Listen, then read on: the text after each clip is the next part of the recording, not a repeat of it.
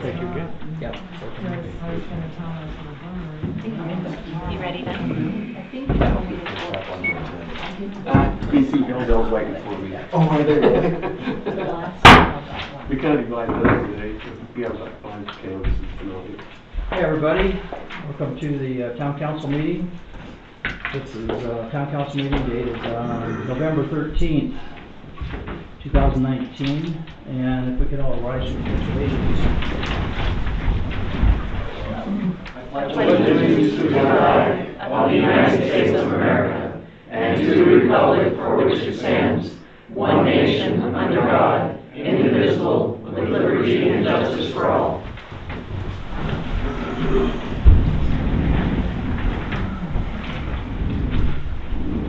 So let's do roll call. Mike Laughlin here. Debbie Cobb here. Marty Lisenby here. Paul Edwardson here. Jimmy Bannister. Here's a town update. I'd like to send an apology to everybody on a couple of issues. We had a meeting that was a public meeting, public hearing the last week, I guess it was Monday. And for those of you who saw me up here floating around here for starting the meeting a few minutes late, it's because I was trying to get my computer up and running again. I spent some time yesterday trying to reconfigure it because I was having problems with the YouTube at that meeting. And for anyone that's paying attention, knows the water board meeting didn't show up on YouTube either. It looked like it was fine on this end, and when I go to upload to the YouTube, it wasn't there. And so I was messing with the configurations yesterday, and then even today I couldn't even get the computer to turn on. It was a little bit frustrating for me as people call me out that I've edited the video and I've done all these, nefarious things, and I would like to review a little bit about where we were at. So we spent about, 14, 15 years, never once streamed a single video to YouTube or anybody else, and I'm the one that started that. I used to use my personal laptop for that purpose. The videos weren't very good at all because of the capacity of the laptop was insufficient. So I went out,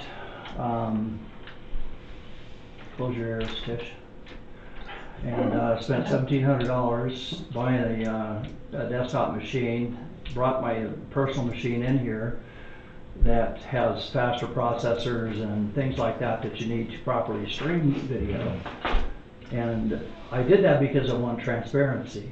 And so why in the world would I go through the trouble to spend that kind of money to bring the technology in here, buy a camera, buy the cables that properly operate that, so I can sabotage a stupid public hearing?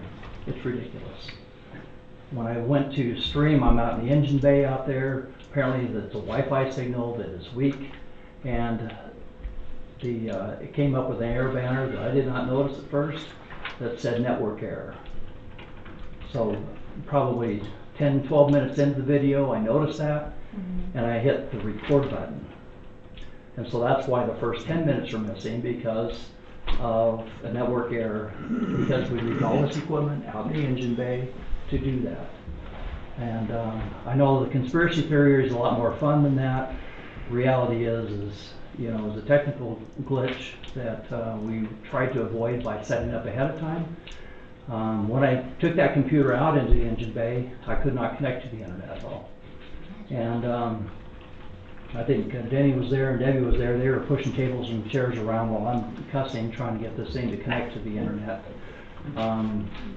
It didn't even show Wi-Fi on my system, which was interesting in itself.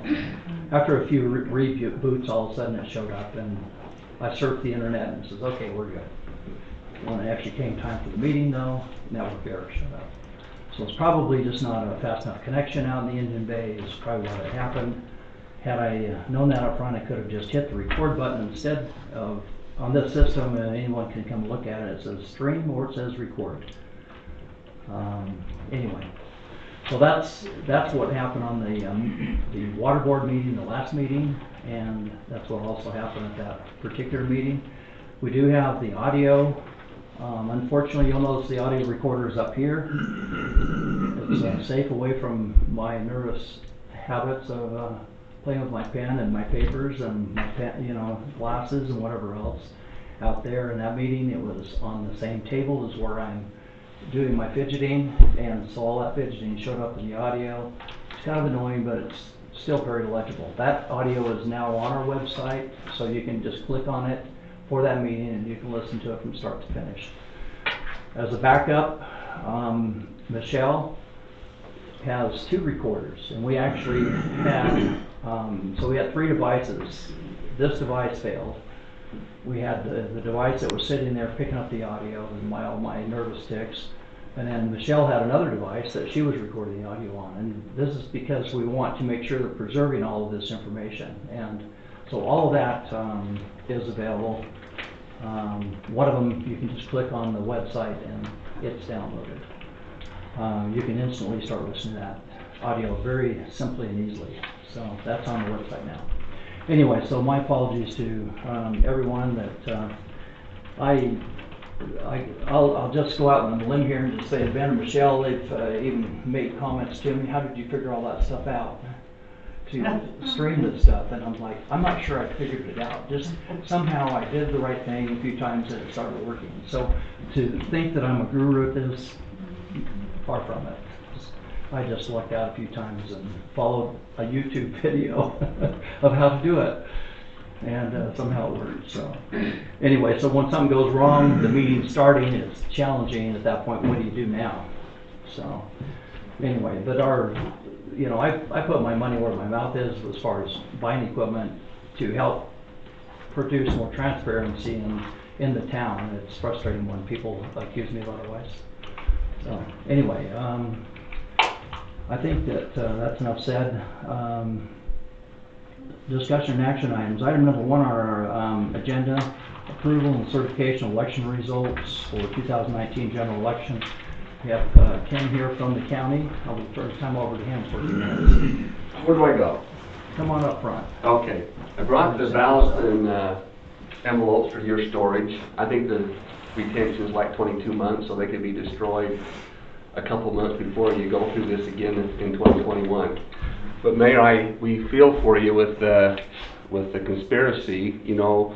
Where we count votes over there, we share that with the turtle herders. And there's a guy there that does rehab on birds and turtles and all that. But while we were counting votes, he came in and said, "Look at this poor little turtle I've got here. It's a Russian turtle." And I said, "My good hell, you can't have a Russian anything in here while we're counting votes." So, there's a lot of trouble with some of the things that we talked about here. You all have seen the results posted on election night, and that's the majority of the votes. But I'll tell you a little bit. I don't know who to face and who to turn my poor side to. You can get everyone. There you go. To kind of tell you our process, you mail those ballots in, you can drop them in a drop box, you can drop them in our office, and our process was that each day, we started counting on the 2 weeks and 1 day before election day, which was a Monday, because the ballots had been out for a few days. So we started counting, each day we counted all the ballots that we got that day. So when we went home at night, we were kind of clear. We picked up the drop boxes every morning, and then on election day, we picked up the drop boxes in the morning, and then about, 3 o'clock, 3:30 or so.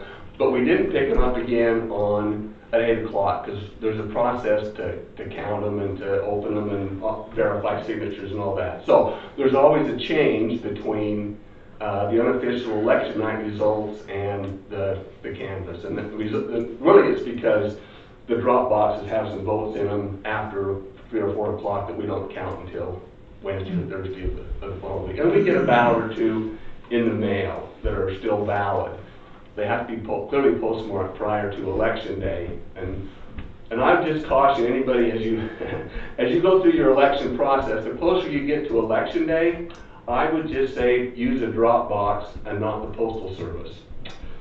People seem to think that if you take that to the post office anytime on Monday prior to the election, they don't get postmarked that day. But that is not always the case. It may go to Provo, or most likely go to Provo, and not get postmarked until the next day, which is the 5th, which is election day, and then we will not count it because the law says we can't. So anyway, don't need to go through all that too much, but as you get closer to election day on this by mail, use a drop box or drop it off or whatever.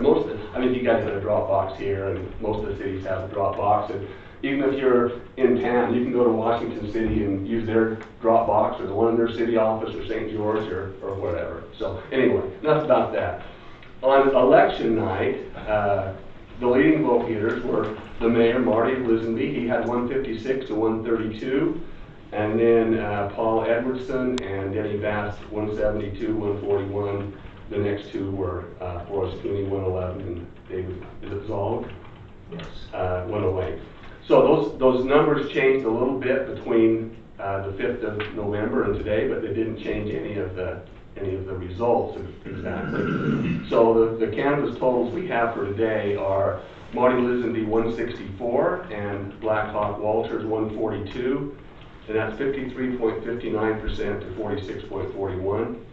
And then Paul Edwardson has 181 votes, 32.15% of the vote. Denny Bass 2771 or 156 votes. Forrest Cooney 115 or 20.43, and David Zold 111 or 19.72. So I think that it's obviously the highest vote getter for mayor and the two highest vote getters for the town council. And that's the results we have for you. We have copies of the reports. And I can answer any, probably, who wants to get these? Phil, do you want those? I could probably answer any simple questions for you if you have any. I have a comment. Okay. A few of us went down to the polling place.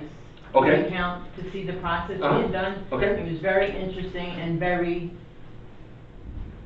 where you felt confident in the procedure. We hope people will come and see it. I know people have concerns about by mail when we went to that, but I hope people will come and we can kind of walk through the process a little bit. You know, either us or a machine takes a look at all the signatures. We try to keep it as private as possible. We don't mind if candidates come. We keep the candidates further away from the votes than we would if a non-candidate came. And we had one St. George City Councilman come, Brian Smethers, came and participated in checking signatures and verifying and opening and separating all those things. So you're welcome to come and observe or to see that. We think it works good. We're confident, obviously, in that, but some people aren't as much as we are. So, Yeah, Mayor, if I could say, I know for sure they checked the signatures because my city recorder from St. George was there quite a bit. She was. And she happened to look over and one that was kicked out and they were looking at the signatures with the ballot and she goes, "That's Sean's signature." And it happened to be my ballot. And they were wondering, and she goes, "No, that's his signature. It's good." So I said, wow, they really are checking the yeah, we signatures. take a look at every envelope, not every ballot. I sometimes say ballot, that's incorrect. We don't look at your ballot. We look at the envelope and we check that signature. And sometimes we get signature with nobody signs. And if nobody signs, we have like 24 hours to contact that voter and say, "Hey, we've got your envelope here, and we're not going to count it until you sign it with a signature we can verify." And occasionally, we get some that we have a file, a database that shows things that where you signed your signature, voter registration, DMV, different places, and our machine will check this signature on your ballot envelope against those. And if it doesn't match up, I think it's like 70%. It makes a human look at it. And then when a human looks at it, they're going to say, okay, this is good or it isn't good. And we get some of those, you just don't match. And it ends up a lot of times, wives tend to sign a lot of things for their husbands, checks, and different things. And it ends up that they sometimes sign the ballot envelope as well. And so we might get a signature where the wife has signed both hers and her husband, and we have to get the husband to come in and sign it so we can compare it to what we have on file for him. We check them. And how Melanie explained it was like the missing socks. Yeah. You hold it to the side until you find a Yeah, match. when we batch our ballots in batches of 50 to process them through, and hopefully, if we have a husband and wife that kind of interchange though, maybe one signed the wrong, he signed hers and she signed his. If they're in the same batch and they both kick out, we can match those up without making a phone call. But if those have been separated through the mail or through dropping them off, then once they get separated, until we find the other one, it's a no-go for them. So it's a bit hairy. Ben? I was curious how vote by mail affected the overall turnout rate for a municipal election. Well, we'd like to tell you about your personal, but you haven't used us before, so we can't compare. I think your turnout was 50. It was 69. 69 Almost 70. for this. That's very high for municipal election. But I don't know what you had in 15 and 17 because we didn't process your ballots for you. In the primary, the overall turnout was low 30s, and this one was close to 40 for the general. And that's very significantly higher. St. George, for instance, in their 2017 primary, had a 9% turnout in their primary. And their primary this year was about 36 or 37, or no, 28 and 29%, about 3 times higher. And I don't have all your finals yet. Your canvas is tomorrow, so we'll have final reports for that. But in general, the turnouts are much better with by mail, and they should be. It's easier for sure. Yeah. And some people like it to be easier, and some people want it harder. Some people want people to go to a polling location to vote. They want them to put in more effort to vote, and just make it so easy for people. But more people are participating in the process. Go ahead. I have 2 points. The last election was 254 on the total number. We breached 300 Okay. this year because Okay. my wife is on the council. Okay, great. So that I know. And fiscally, what method is more fiscally sound for the town? Well, this is what I'd say about that. The reason that the county elected to go by mail was that our old electronic equipment had reached the end of its life, and the supplier would no longer support it. So then that was the case with all the counties in Utah, because the equipment was purchased when we had President Chads in Florida with Bush and Gore. So it was 15 years old or so by the time it got kind of the end of its life. So the decision was, do you go by mail or do you replace that equipment? Now, by mail is more expensive on each election than the electronic way was. But the equipment, if we would have purchased equipment to replace what we had, it would have been about $2 million more to purchase like for like. And so we're taking a bit of a hit on each election because it's a bit more labor intensive, but we didn't pay the equipment price up front. So, and I don't know, it may be, for small communities, we did Dameron Valley Special Service District and, Apple Valley, some of the towns that are a bit smaller, it would probably be less expensive for you to do it yourself. You just have people come in here and vote and put it in a box and you guys count them. But the way things are around not just Apple Valley, but around the country, there's a group that doesn't want another group counting their votes. And so we kind of become a middleman who doesn't have a dog in the fight.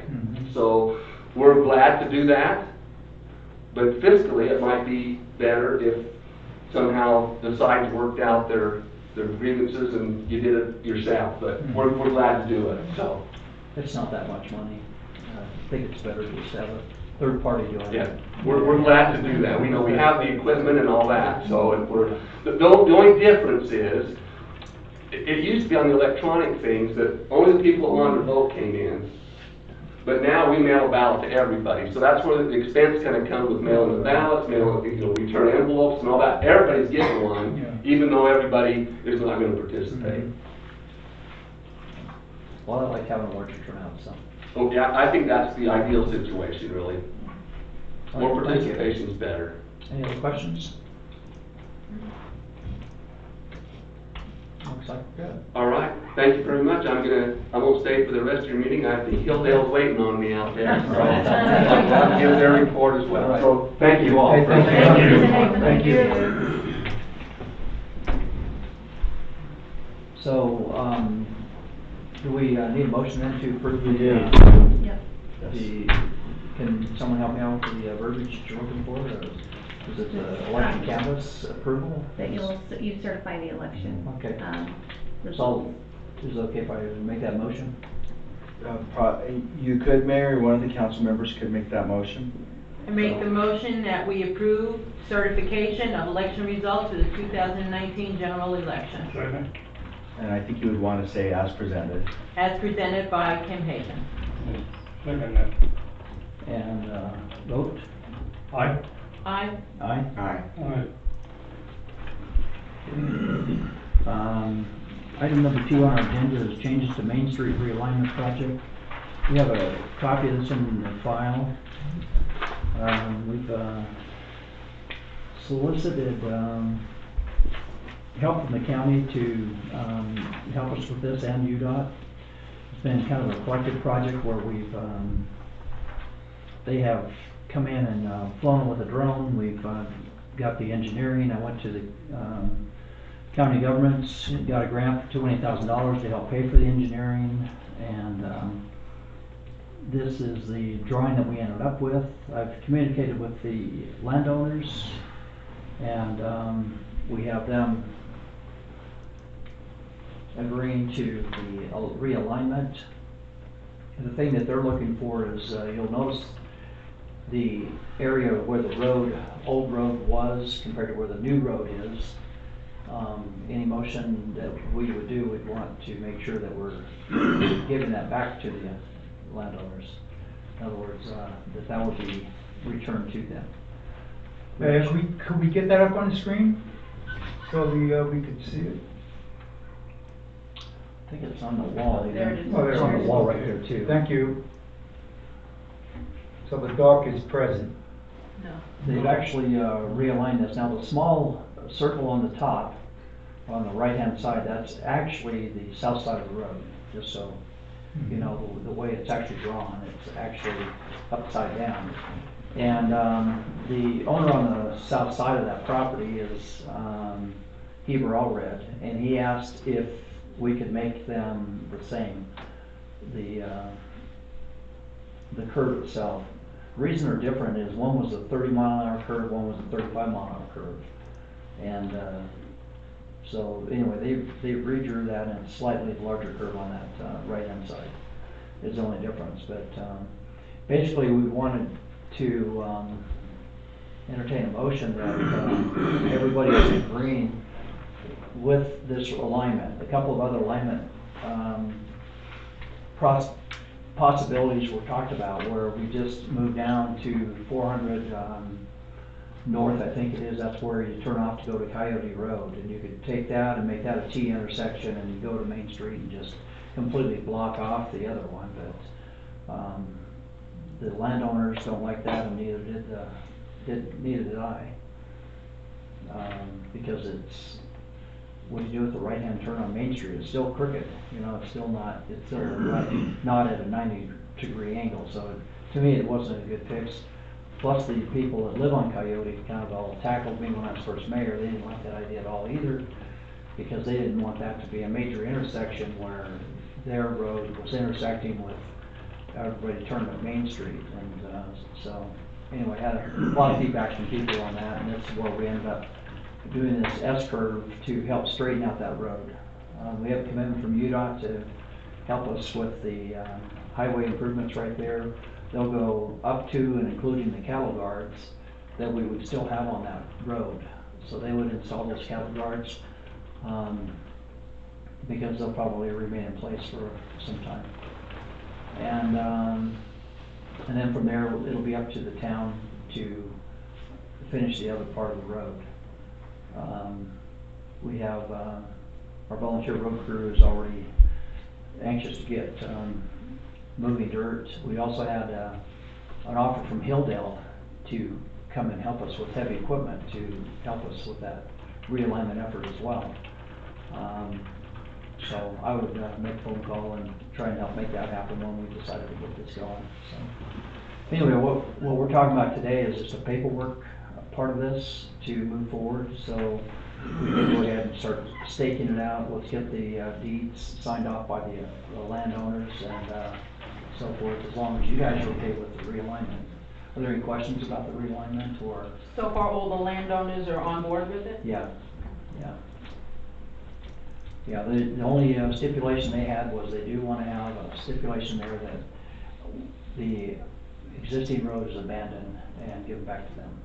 So they'll donate the land, but they want the, whatever that we're not using to come back to them so they can use that in the Use future. it the way they want to, yeah. And that is a reasonable request, I think, in exchange for the new easements that we'll need for the realignment. So, Paul, Denny, either you guys have any questions or comments on it? No. So make a motion on that? So what's the next step on this? You're just gonna go out and stake it? The paperwork part of this, where we get the landowners to sign off easements on it, and then they'll stake it off, and we'll get a construction meeting together with UDOT and start working on it. I mean, all that takes time. I've learned, you know, I used to think that I'd just go out there tomorrow and we'll start moving some dirt, but I've learned that tomorrow to UDOT is 3 years? 3 or 4 months from now. And what do we think the time frame would realistically be? I hate to even venture a guess at that. I was told 3 months ago we'd have a construction meeting in a month, 3 months ago. So, but I know it's on their hit parade, and this work keeps getting done. Like this engineering that we've got done so far. I know they were out there, they've actually already pounded some stakes on the highway where this intersection is. And it's just the actual curve itself is not staked out. But anyway, that's this is just one more part of the process. Is they wanted the landowners and the town council to approve the alignment so we can move forward to the next step.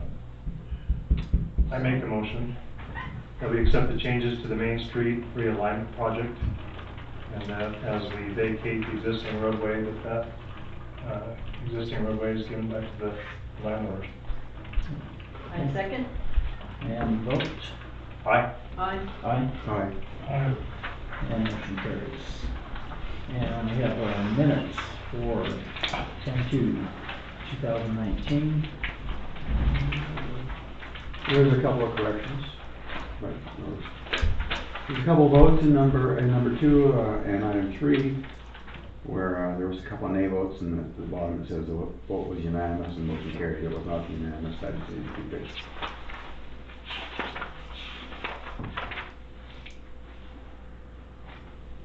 Other than that, it's good. Was there something else, or is it in That's it. it was in, We're at the end of 2. oh, okay, after, Yeah, yeah, after. same thing, Yeah. okay. All right, thanks for catching that. You wanna make that correction, put this back in, or you wanna vote based No, on I the just crossed correction? it out, and then on the form, on the one that you actually sign, I need to have those just crossed out. So you're good Okay. to just do it. All right, so we'll have a motion for that. Make a motion that we accept the minutes for, what's the date on there? October 2nd, 2019, as written with those 2 exceptions. Second. Vote. Aye. Aye. Aye. Aye. Aye. All right, thank you. And then, next set of minutes. How they look to everybody?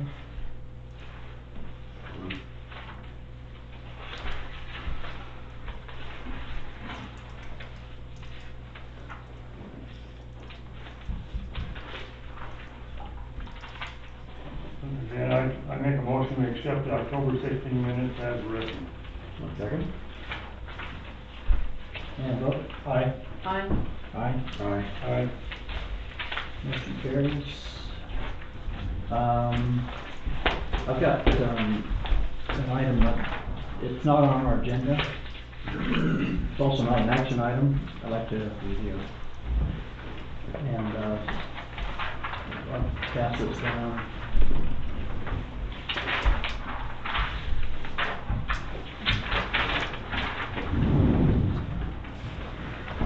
Got a couple extra copies. Make sure Sean gets one. So our last meeting and the public hearing, this was basically is an email that I'd like to share with everybody because it's so well written. This was given to our water board members, and so I'm going to just basically read this document. It's water board members is how it's addressed. During the public hearing Monday night, Ross made a few statements that I felt reflected poorly on my professional conduct. The person writing this, by the way, is Ben Billingsley. I would like to provide a response to a few of those statements. Ross quotes are in bold and follow my responses. And in bold it says, the board has denied access to their accounting program. And the response to that was no board member has ever been denied access to any accounting information. The SSD owns a computer and a printer that sit in the back of the office. Any board member is welcome to use the computer to access the accounting records for any or other purposes associated with the district. I understand that not everyone has working knowledge of the accounting software, but I'd be happy to sit next to you and provide guidance to help you find whatever you're looking for. I'd love to be involved, or to involve board members more often. I know you're all busy and are volunteers, but I think the district and town are stronger working together than working apart. The next bold item is all monies coming into the district should be deposited into the district bank account recorded in accounting records. And the response to that. Early this year I was concerned about this exact issue and wanted to be sure that the process which the town had done since the inception of the district was appropriate. I'm going to add a note in here that Ben made an appointment with the state auditor's office and went up to the state auditors, and I'm going to go back to Ben's writing here. I visited the state auditor's local government supervisor about this process, who stated this is not only appropriate, but given the size of both entities, likely preferable for efficiency. The response to this line about the district money being deposited into the district account is being followed. Each month the check is cut by the town and those funds are deposited into the district bank account. In bold, right now without access to our accounting program, all we know is what trickles down to us from the town. SSD money is deposited directly to the town account and we have no way to verify it. And yeah, pretty bold statement. Anyway, Ben's response. On a monthly basis, within a couple of weeks of a month end, I provide Harold a full reconciliation of the payment process from the town to the district, as well as a full set of financial related documents. The email I sent out last month for financials is below, and we can attach a copy of these financials for anybody that wants them. You can have them, and it's overwhelming how much financials they get. Financials below with the attached, anyway, let me get back down to, okay, here we go. Town billing register is given to him. This shows the total amount of all water and water standby fees billed by the town, including garbage, storm, water, so they can reconcile with town's accounts receivable balance. Payment distribution summary. This shows a summary of payments received by the town and summarizes remittance from the town to the district. Town general ledger, accounting, account due to big claims. This shows all changes in amounts billed to customers for water-related revenue. Any journal entries from the prior month with adequate descriptions to provide support in the description field. Big Plains full general ledger. This is the backbone of the Big Plains financials. With this information, you could rebuild the financial statements. Operational budget report. This is the same document that the board approves in the consent calendar. Financial report. This is the full set of financials which is presented to the board quarterly. Payment distribution register. This is line by line the total amount of receipts that the town by each resident for what they were associated with their building, what's associated for garbage, stormwater, finance charges, and others. This item has been missed for a few months, but I will be sure to continue sending it. I have no problem including all the board members in this email, so this is sent, this is probably more financial information than any board SSD in Utah receives on a monthly basis. So this is the information that Ben attaches to an email to Harold Merritt every single month. And Ross doesn't get it, and so Ross is thinking that this is information that's being withheld, yet this is full disclosure to the water board chairman every single month. They get all of these documents. And I think that this pattern probably started because Tanya was asking for this every month. And so instead of waiting for that to be asked for, we just give it to Harold every single month, right? It's kind of probably all the documents she used to grammar request every single month, and now we just give it to her. We don't even wait for them to ask for it. So anyway, the takeaway on some of this is that we've gone to the auditor's office back in March. We talked to them in January and February to make sure that we are doing everything right. Followed up with an in-person meeting to make sure that we're doing everything according to their office standards, and we feel like that we're doing everything we possibly should be, and is above board and everything. So anyway, I'd like to add that to your packet, and we'll add that to the record. Does anybody have any questions on any of this? I see you making notes. Denny, you have any questions on any of it? I'd just like to make a statement. I think Ben's doing a very good job, and he's given all the information that's required for any of us, not only the water board and the finance, but the town also. So I just appreciate everything Ben's doing for us. Amen. Anybody else any questions? And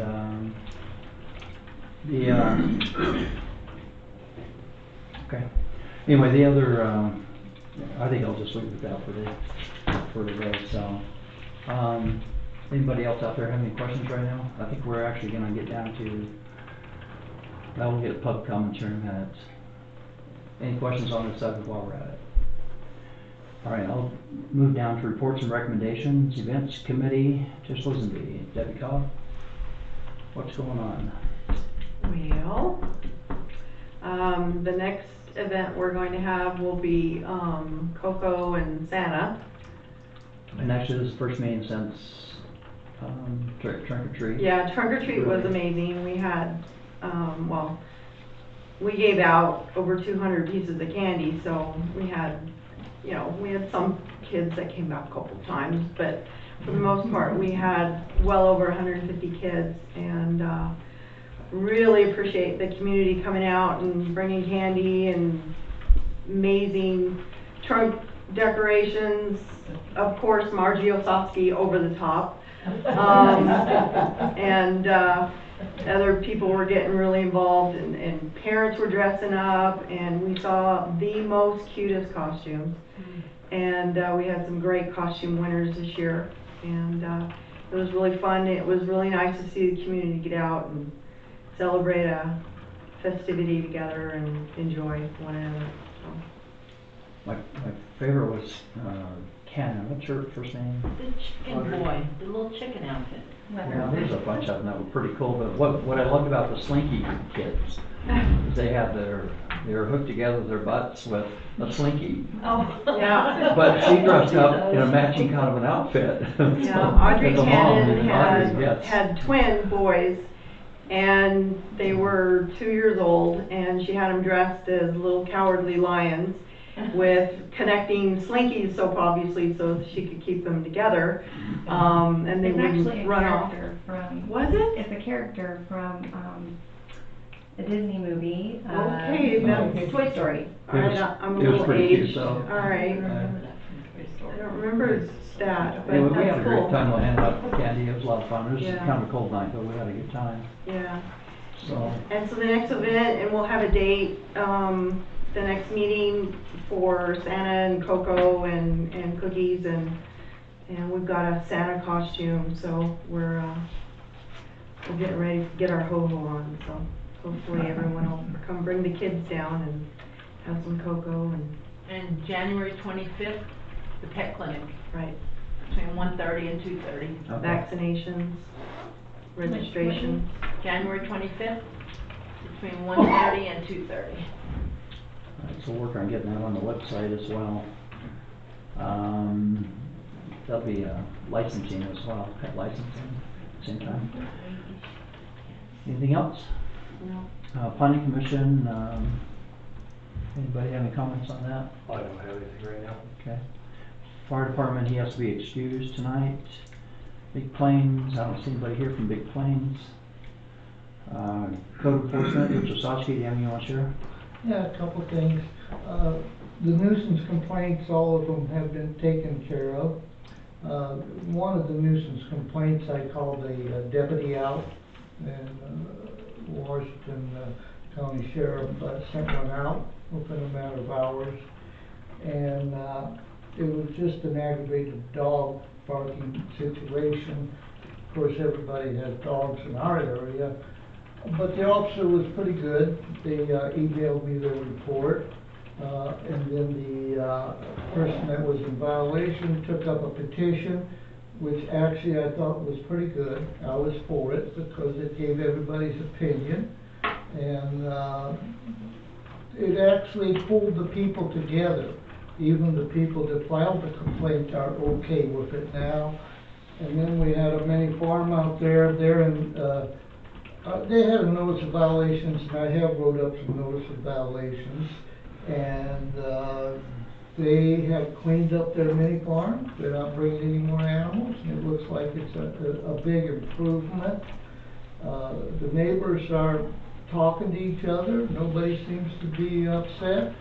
Notice of violations, we have sent, I believe, 1 or 2 in, and they've came into compliance.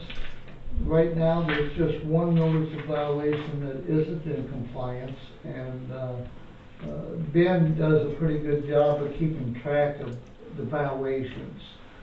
So the code enforcer is out there doing what he needs to do, and people do give me more input than I need, but I take it with a grain of salt. So one other comment I have, since you brought up the public hearing and the name of Ross, at that last public hearing, he did mention that there's a code enforcer out of control.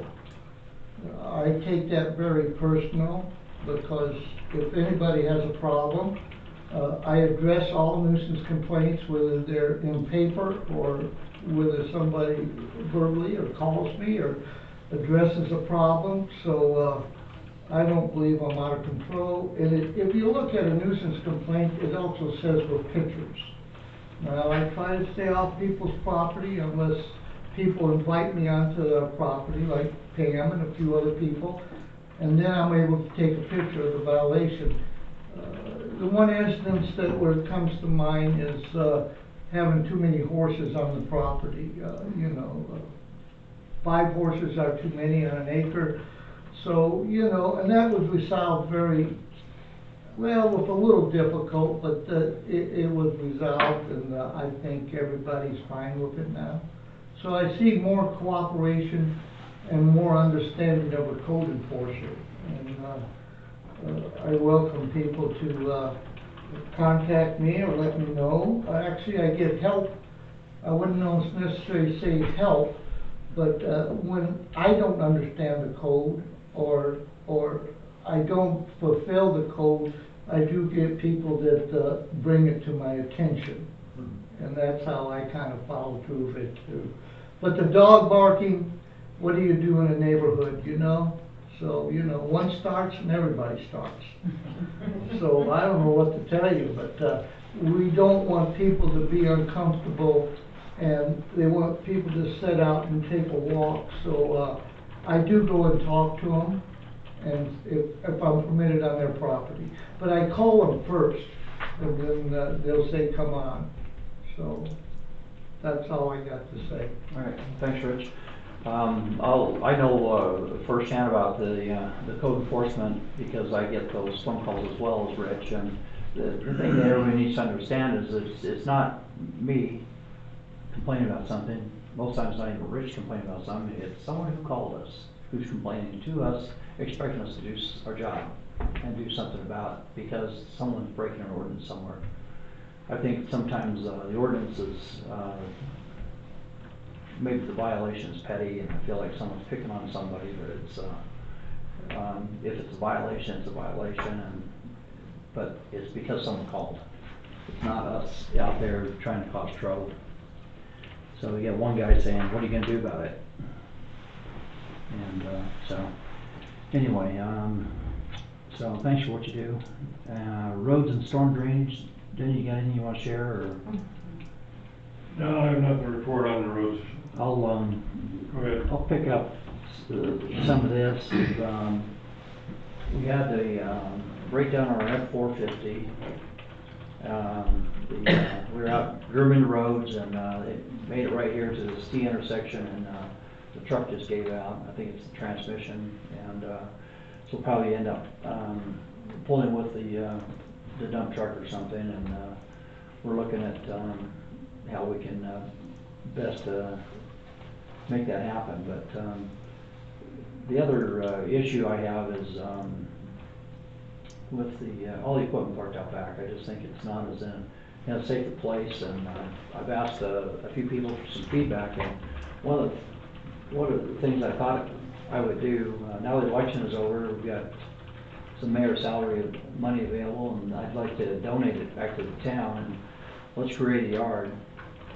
My idea is to just go straight across where we have that open area that's against that fence that's backed up to these houses. We can use their fence as the back fence, bring in 3 sides with some gates, and we'll figure out how big that has to be, and we fence in and maybe put some road base down over here, and the equipment now is out front where it's better seen.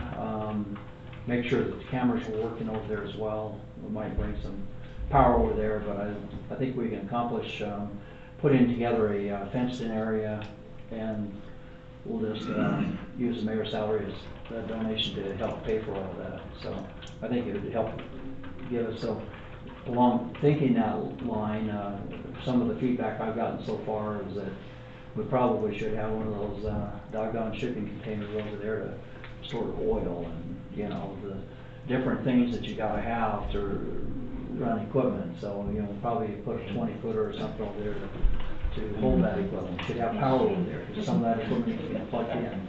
Can we use the one that's out here and just move it over there? That's a possibility too. We just move it. And, those are all things that I'll throw out there for everybody, and we can, feel free to give me some feedback. And it could be that it's best to move that inside, then it's protected as well. That door on that thing could be kicked in real easy, and I prefer to even protect that as well. So that's a possibility where we just move it. Anyway, I just thought that was a good spot for it. Has there been theft or vandalism to cause this move? Yeah, there's we have a dump truck out back that someone stole the batteries out of. The backhoe was back here and doing the bathrooms. We came in one day and the door that it was completely shattered. I don't know. We locked that stuff up. I don't know how it got shattered. The way it shattered, I can't help but think the wind caught it and blew it open, but the way it was parked, I have my doubts it was the wind at the same time. But where the glass was laying on the ground, it looks like it probably was flown open and it shattered. So I don't know if it was vandalism or not.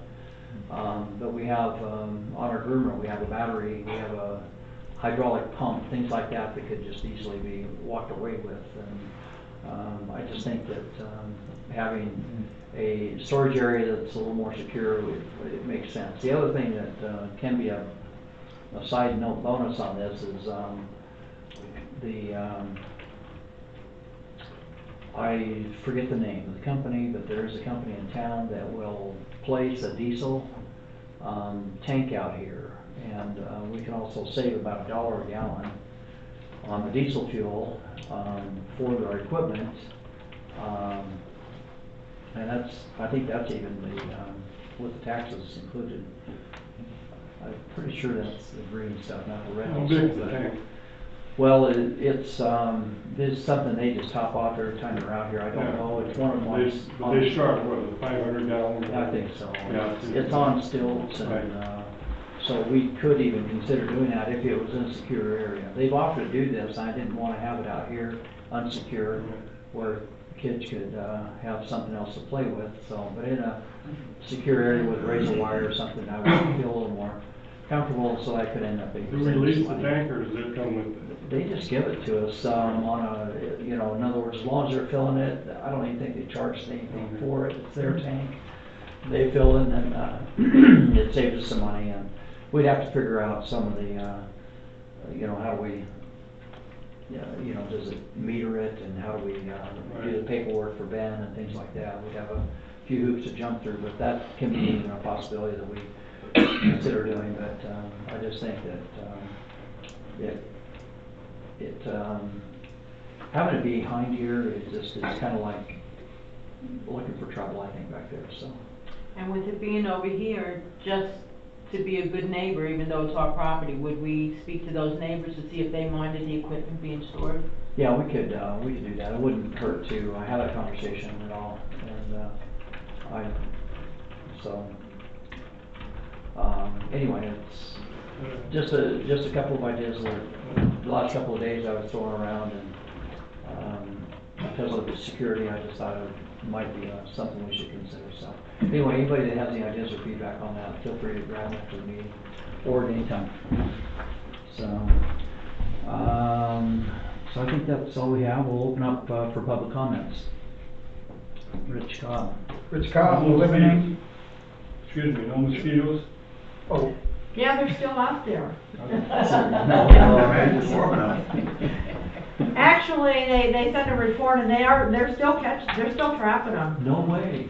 Yeah, because of the heat, it's so hot, right, it's warmer than what it normally is. They are still trapping them. All right, well, sorry I skipped over you. I thought that's too doggone cold for mosquitoes.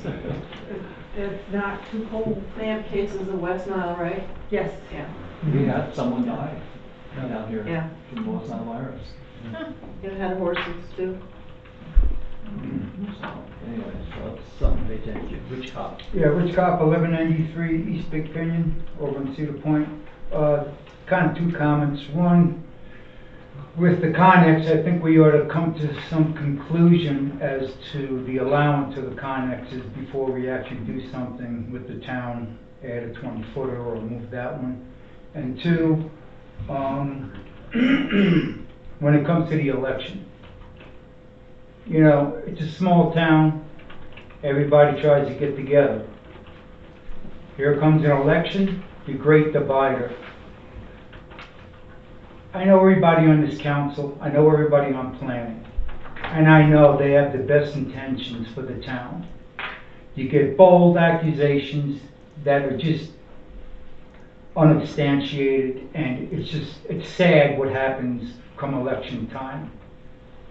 And I'm glad of the results of the election, because I know these people have the best interests of the town in mind, and I just hope that we can bring this town back together. Even though I was really, really mad about some of the accusations about corruption and hidden agendas, which I know is just totally false.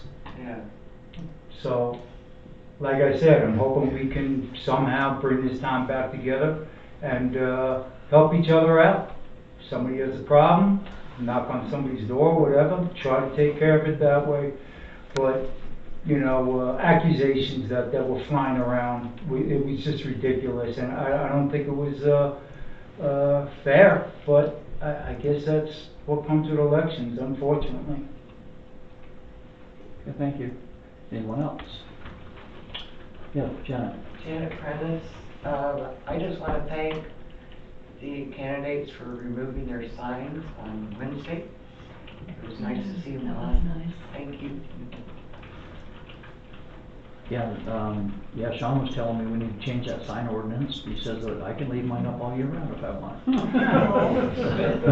We appreciate that you took So- yours down before Wednesday. So he says that technically, you know, I could put in, you know, Marty for mayor, you know, on my property, put 365 days a year if I wanted to, and like, I'm okay to have them down. I'm done. I think this would have an issue. You're done. Yeah. Anyway, so, but anyway, it's nice that, I like to have them gone too, so I'm sending you. Anyone else? Joan, are you gonna sit there and not say a word? Surprising. I'm just here to listen. I am glad you're here at the meeting tonight, so I appreciate that you're here. Yes, ma'am.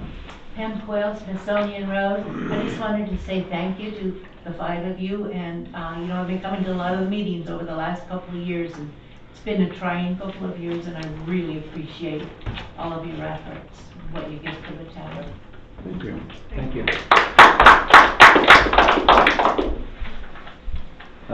I echo Rich's comments on that everyone has their heart in the right place on things, and I know that there's issues that pop up that are hot button things. The one thing that I feel strongly about is listening to people, and not everybody up here agrees with me on issues. And sometimes to you guys it might look that way, but it's not that way. Where in fact, so some of them were in the minutes tonight where we had some nay votes against some yay votes, but I feel compelled to listen to people like Joan and others that are whether they're in the disconnect or not in the disconnect. If they're, you know, I've had people call me over to their house and, since the election and say, I want to talk about this or that issue, and I'm sitting down there for an hour at their house talking about issues, and these people were in Cedar Point, and that's what I try to do. If someone has something, an issue they have, including Joan, I'm happy to come over your house and we sit down and we hash it out. And I've pretty much divorced myself from Facebook because of some of the hate stuff that's going on out there. But if they really want to have a conversation, I'm here for you. So just so you know. All right. Anybody else have any comments they want to make? So if not, I think we'll close public comments then. And last item. I make a motion, we adjourn tonight's meeting. Vote. Aye. Aye. Aye. Motion carries. No. The only thing we can talk to you is congratulate our mayor. Congratulations, Mayor, Paul, and Oh, you got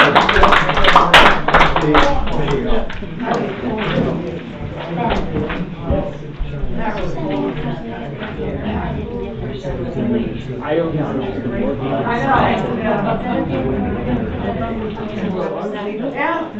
And it's part of tonight. Should I know that I have lots of questions and try to find out the answers before I take a stand? Yeah. In fact, I just saw him today, and we were talking about getting together for lunch, because we haven't gotten together for a while. I will tell him. They caught me out in the video though, I dressed up and everything. Yeah. Caught me out of the Well, video, good. I dressed up and everything. I was delegating. Yeah. So, I'm a big share. So, Anyway, yeah. I'm still open right now. So that,